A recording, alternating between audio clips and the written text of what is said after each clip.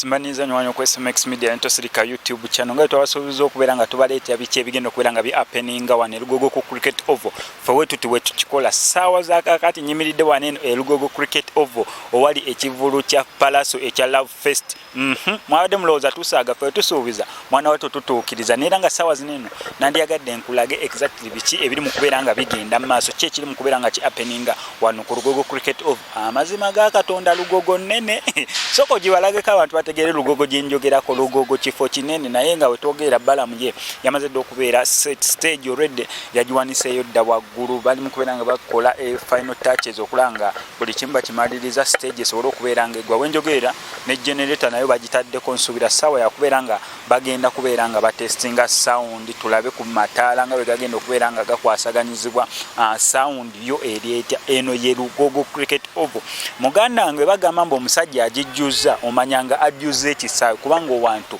wanene mwe n'abali bazeeko Lugogo mumanyi bulungi nnyo munene omubuuza Dr. Jose Kamyoni yali akubyewo wanene gwanga mujje yasobola okugamba Lugogo efaanana weeti ng'ejjudde abantu osobola gibuuza Spice Dana yasobola okugamba nti Lugogo efaanana weeti ng'ejjuza abantu osobola gibuuza omukyala nga Wininwaji yasobola okugamba Lugogo efaanana weeti ng'ejjuza abantu osobola gibuuza ne ku musajja waffe Gravity Omutujju yasobola okugamba nti Lugogo efaanana weeti ng'ejjuza abantu nira ng'olunaku Pallaso yeesonga kubeera nga naye akola record yemu abalagi bazenga bakola asobola okubeera nga ajjuza Lugogo ojjuza Lugogo Kampala obeera tulina kyogibanja awo beera ogenda tandika fuluma Kampala wano ye Piero iwa abayimbi actually embeera asiri mistaken wokuba eno omanya omaze okubeera nga okuba industry ya music naye nga buli kimu ndaba kiri set bala mu sound emizindaalo tobaana kubala otandika kubala mizindaalo giri waneeno kubagenda okubeera nga bayogerera tosobola kubeera nga obala stage yo njirabye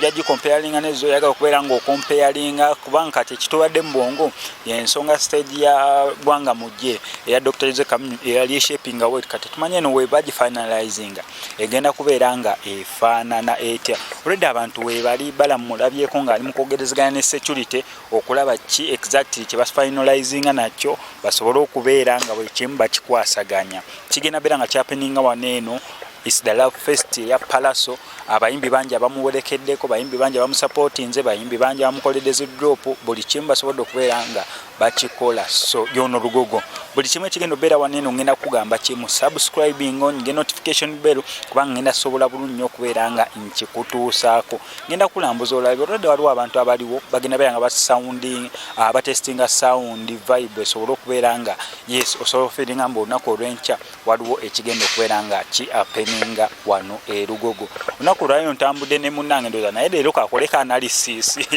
ntambudde n'omukulu sina kakati muje baleka batwa kwa medias wamu ne SMX Medias lunaku olwaleero okusinziira ku kye bibadde bigenda mu ggwanga byogerwa ku kivula ddala kuva Pallaso we yakuba alien skin embeera nnyingi ebbugumu lyajja nnyo ku social media kwegamba eggwanga ne ligenda mu ensasagge kitwalise ensasagge ey'amaanyi wabula nga olunaku mulindwa with the time mutambula twalaba nga alien skin yavayo n'akola ki yavayo n'ateeka ku Pallaso show so n'olwekyo olunaku lwe lumu ate ye n'akulaga nti n'akasente akasaze n'akateeka ku mutwalo gumu n'ebiri 2.5 so n'olwekyo abantu ne basigala nga balindidde kulaba amaanyi bagaleka mu bantu basigala nga balindidde kulaba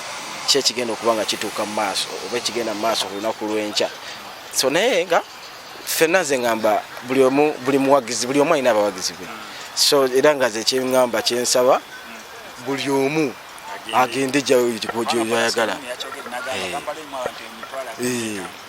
ate Pallaso ayimbidde ebbanga simusuubira kubanga alimu empisi olw'ensonga ne music amulina omulungi okitegeera alien yakajja naye ate naye akaliro kaba ataddeko kisajja kijjaga akaliro bwatu n'akikola ate nga naye bambye akulaze nti music abadde nga ateera kumuba oliawo oyinza ogamba ali yeteekera kasho kano mu maaso music yateera kunga tulabudde kwata music naye nga buli omu agenda akole ki ffenna tubeereyo omukulu balamu omulabye mulabi ali mu final touches bali mu final meeting ali mu kubeera nga ayegerezeganyaamu n'abasigadde naye nga abali ku SMX Medias babeereko basigaleko enkya buli kimu bagenda kuba bakifuna basubscribing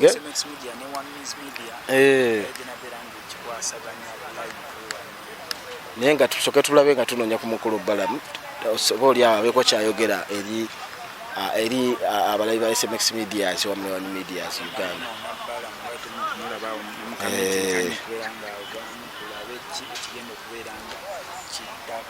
Naye nga side zombi ffe tugenda kuba SMX Medias nnene era alien skin tugenda kuba tukuweereza ekiriyo wamu ne wa Pallaso olunaku olw'enkya gwe jasigula kaddatako nga kawera oba tosobola kujja mu kifo nga kino oba ku Freedom City gula kaddatako nga kawera buli kimu ogenda kuba okifuna inshallah.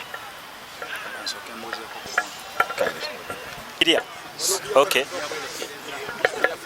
Yes, tukyali wanene Lugogo wagenda okubeera Love Fest waneno wenyini. Lugogo girabye? Lugogo njiraba, you understand twaze wano tulabe ekifo sound check mpola mpola.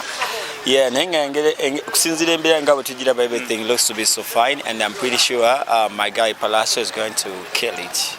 Yeah. Kiki olowooza ku analysis sofa kubanga tetujja kikweka competition wera olunaku lweru mufera tukimanyi kuliko alien skin kuliko ne Pallaso. Okay, on the bigger side some people bayinza okiraba mu obubi but on the bigger side trust me me I feel like this competition is just killing up the industry, not just because that Odi ayina date ye no nga ayina date like for a long time on just omulala yabukira date ya mune just nga yagala kulaga what we call payback. You understand? Because however much on this other side Pallaso for him he feels like chiri yachitwa that asoro okuva ku kintu nagenda maaso na moving on naye atoli omulala yagamba no blood njagala kola ki kulagako that nze even the people who are behind him soko batunulire are the likes of Abitex Bajo. These are the promoters that have been fighting Pallaso for some good time. Chitegera nga bageza ko gaba that price eri waguru biti. Yes, at the end of the day it is killing up the industry. If I told the industry has to move forward and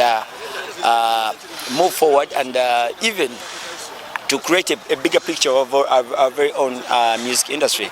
Let's talk about music. When you compare Pallaso has been there for some good time. Yes. He has done good music, you understand, and he has really invested a lot of money in the industry, and definitely tuwagala ngaffe abantu abeera mu industry because yes, twagala kulaba our industry ngeri ku level ngabola aba Nigeria bichi.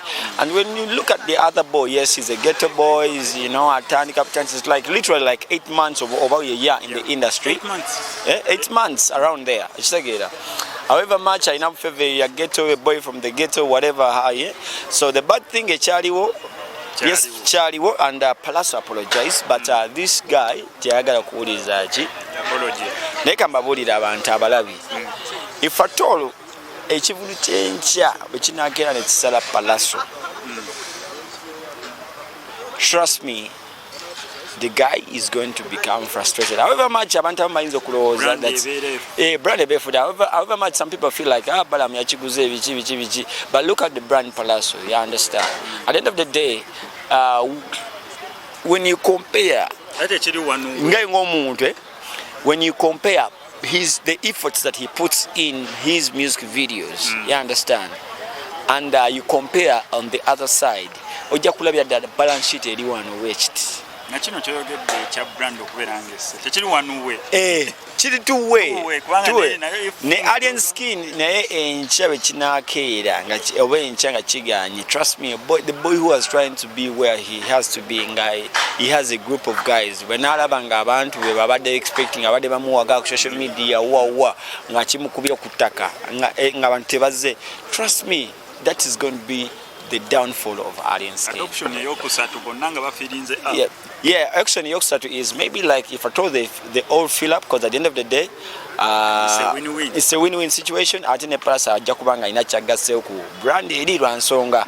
Right now people who are going to attend Alien Skin's concert, they're just going to do him a favor because of sympathy, because of the incident that really happened. So the chengeza ko gamba, please, if I told the industry has to grow up, abayimbi, especially like now the body, like mpulira waliyo Uganda federation. National Musician Federation. Yes, it has to intervene itself. You understand? Me, I feel like even before reaching this point, the bigger picture of the industry, is this competition bringing the artists together or because look at social media, so many artists they have failed even to post any artist. Definitely. While we posting that ya zenge ba combining abasinga je ba eninza ko buli oma confusing abafa. Posting yeah, if combining the poster way. However much if you have been brave, the likes of Eddie Kenzo, the Shiba, Just Teddy, MC Cards, yes, Boba Side said for us we're going to be here. Brand, besides that, Lugogo, as Lugogo, abantu abagikubyeko so Pallaso tusubire ki twalako Spice Dan n'agikuba. Okay, so Gravity omuntu je bibyo bimanyi naye nga agikuba. Yasimbye yabadde Dr. Jose Chameleon wala audience ye. Nenga yeah, Pallaso nasobola gikuba, but abadde asobola gikuba amidis bino nzingere je nkirabamu. Yeah, abadde asobola gikuba n'okusinga ba Gravity because Pallaso has been on the top of his game, you understand? Like 2 years ago he was like nga tebali muyimbi amusemberera namusemberera. Yeah, understand?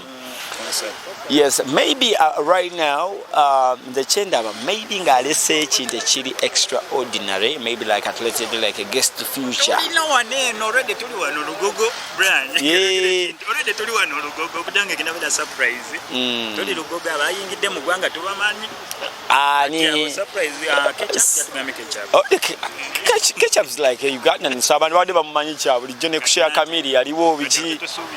Maybe singa badasobola okuinfluencinga musajja we kyaliwe the video najja wano. However much I feel like it is too late. If atole announcing zenga Leero but me I feel like maybe like in a week yani call it them strategy and say abantu singa kibadde kya next week. Next year maybe nokufa kwa katolo bwamangayo. But let's pray for the best. However much to go is not something easy. Ngabogiraba. Ogiraba nene. Nene unless bonokola mu kali kayako muyimbe mugwe style genda kwogera. Lwakwanza wenda mwogera. Sigenda mwogera. Naye bobo genda kakola. It's all good. Thank you for the brand. At the end of the day, wochireka nga kiri awo, it keys up your brand. So abantu abali ku level nga ya ba Pallaso bani ba Eddie Kenzo, brand matters a lot. At least tukola kali. Wachi okola kali. Ona mwada ongeza ati akole kale naye nga tukimanyi bulunyo Lugogo yo nene neera abayimbi bangi bagikubye naye nga tusobola ne Pallaso King of the East agenda beera nga agikuba tu Lugogo wennyini olunaku lwanca kigenda okubeera nga happening twawule abalenzi ku basajja. MSSMX assign. Omusajja yenna ali eyo n'omukyala nga wandeetaaza eddagala ly'omu kisenge erya 100% nacho eritagenda kuleetako side effect yonna. Weyo n'eddagala ly'abasumula herbal products bakugamba nti teriyo mukyala Katonda gwe yatonda nga talina mazzi. Ekyo tekiriyo. Ate tewaliyo ddagala ly'amazzi nakyo tekiriyo babeera bakufera. Wabula eddagala ly'owetaaga lye ligenda okugugula emisuwa likusumulule ensulo z'amazzi zo zitandika okubeera nga zikola ng'ez'abakyala abalala. Kyekimu ne ku basajja teriyo musajja Katonda gwe yakola nga talina maanyi ga kisajja. Neera teriyo ddagala ly'amaanyi ga kisajja babeera bakulimba ly'owetaaga ly'eddagala ligenda okusumulula emisuwa kubanga amaanyi g'ekisajja wazaalibwa nago osobola okubeera ng'operforminga nga basajja banno. Weerina abasumula herbal products bajja sobola okutuusaako eddagala lyabwe kubanga bakola delivery wonna w'onoobeera oli bakubireko ku ennamba y'essimu ebisigadde obibalekere.